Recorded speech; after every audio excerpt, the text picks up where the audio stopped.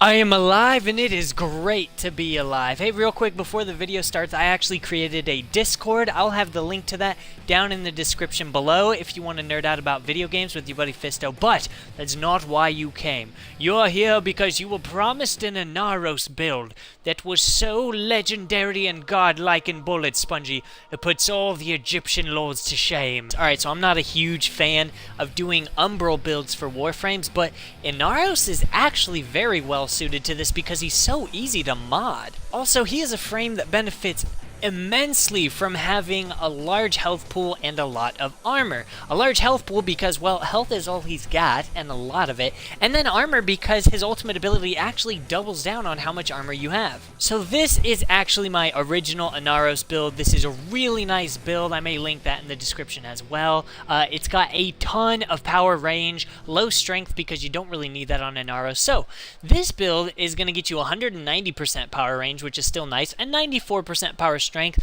but it is going to get you a ton of health and armor. This gets you to 7,040 health, 693 armor. Doesn't seem like much, but it is still nice to have the Umbral Fiber on here because that is going to boost the Umbral Vitality to give you even more health. And then I've got Umbral Intensify because all of these mods get stronger the more of them you have. I've got Gladiator Resolve, which gets you an extra 180% health, also increases your critical chance per combo multiplier.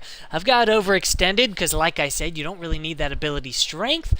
Hunter Adrenaline, so all the damage you take is going to get converted into some energy for you. And Gladiator Aegis for even more armor and even higher critical chance per combo multiplier. Ugh, that was a mouthful. And then Stand United to give you a little bit of extra armor, and this 25.5% armor increase is actually not shown on this stat screen, so ignore that.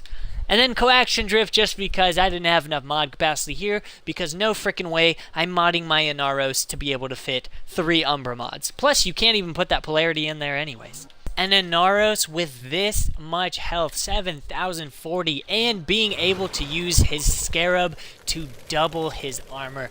Oh my lord, let me just show you what this is capable of. Look how long it takes me to look at all these health orbs. It takes forever just to get to max health. It's awesome. Alright, I've got max Scarab armor, I've summoned 10 Elite Lancers, all at level 100, and I will show you how tanky Inaros is. As you can see here, folks, this tickles.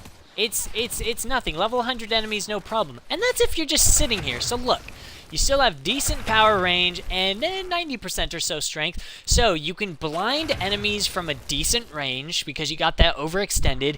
The tiny bits of damage that your pocket sand does when you're blinding people actually does heal you. Oh, and to top that off, if you do a melee execution on the enemies that are blinded from your pocket sand, hey, guess what?